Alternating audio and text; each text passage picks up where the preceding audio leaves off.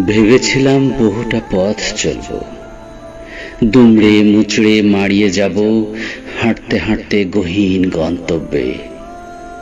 কিন্তু মাঝপথে এসে ধরা দিল অবহেলা। এভাবের দুনিয়ায় হিসেবটা ভুল ছিল কিনা ভাবতে ভাবতে কেটে গেল অজস্র সময়। কিছুটা কাটিয়ে উঠেছিলাম বইকি, তবু নিছকি এক মায়া সে ভার করে।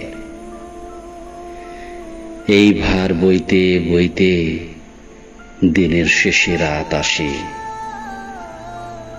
তবু খুঁজে ফিরে শিকারীকে। বেলা শেষে দেখি হিসেবটাই ভুল।